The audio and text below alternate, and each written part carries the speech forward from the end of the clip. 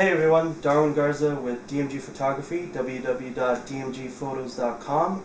I am a wedding photographer out of San Francisco, California, and I am making this short YouTube video to answer your questions on what type of gear do I use for my wedding photography. First and foremost, let's go ahead and start off with the camera bodies. For my primary body, I use the Nikon D700. It's a full frame camera, excellent low light, highly recommended. I'm not going to go into the full details about this camera, but pretty much it is my primary body for wedding photography. Again, Nikon D700.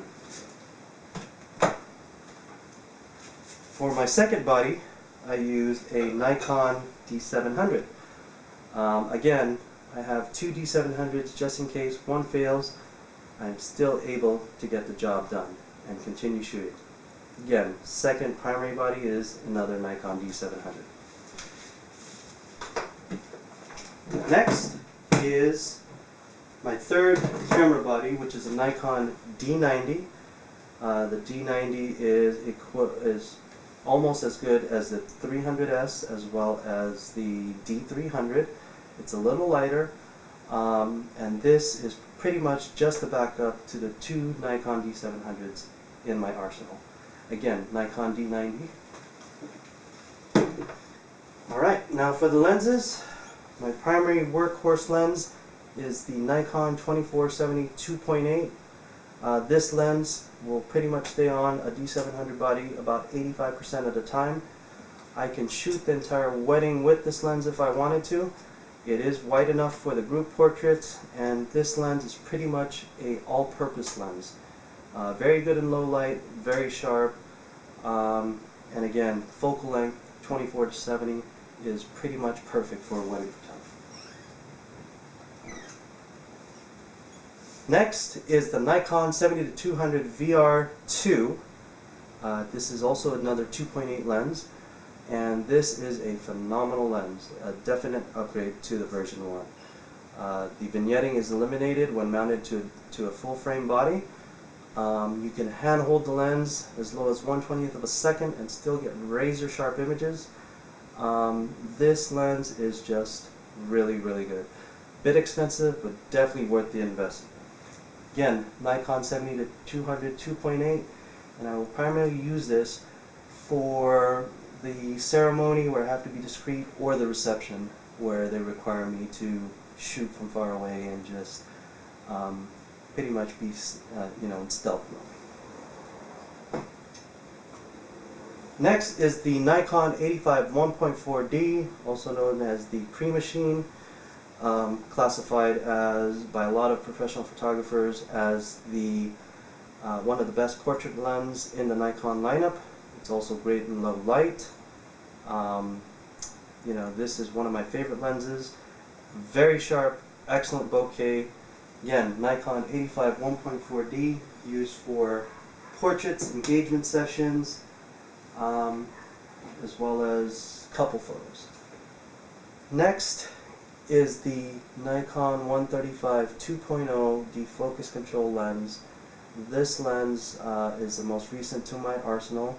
It is a phenomenal lens. Of course, it is very similar to the Cream Machine, the 85 1.4D. This one is also known as the King of Bokeh.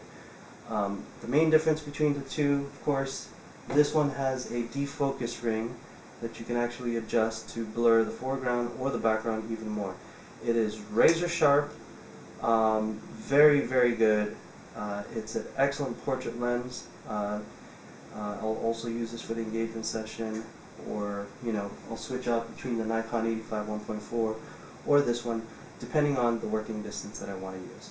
Again, these two lenses are pretty much the best in the Nikon lineup for portraits.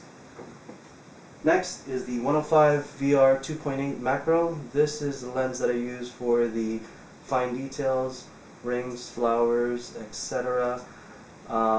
It's also good for portraits, but before even reaching for this, I'll either take the 70-200, the 85, or the 135. But again, this is a very underrated lens, but very good for either macro or portrait work as well. Alright, next is the third-party lens that I own. This is the only third-party lens that I own. It's the Tamron 2875 2.8. And the only reason why I have this is a backup to my Nikon 2470 2.8. So if this main workhorse lens fails, I have a backup, which is the 2875 2.8 by Tamron. Very inexpensive, very sharp, excellent picture quality with this Tamron lens. I highly suggest, highly recommend getting this lens if you don't have one already. Alright. Okay, next I have, for flashes, two Nikon SB900s, and of course these are really powerful flashes, very durable, excellent quality flashes.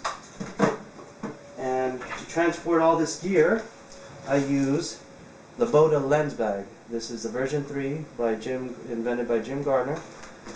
This is for the active photographer. So if you're constantly shooting, changing lenses, highly recommend this bag. The way I shoot, I have a D700 around my neck, another one to my Spyder holster, and I'm just popping lenses in and out of the bag, changing frequently. Main compartment, this is where all the lenses go, and I can pretty much fit all these lenses in here. And if this is zippered up, nothing, water will not soak into here. It is waterproof. So anything you put in this main compartment, it is protected by the elements. It's got plenty of other compartments, and this is pretty much compact flash compartment here. Alright, that's pretty much it. Thank you for watching. Feel free to check out my website. That's dmgphotos.com. D like dog, M like Mary, G as in George. Photos, F-O-T-O-S. That's F like Frank, O-T-O-S.com. dmgphotos.com. It'll also be in my profile. Thank you very much, and happy shooting.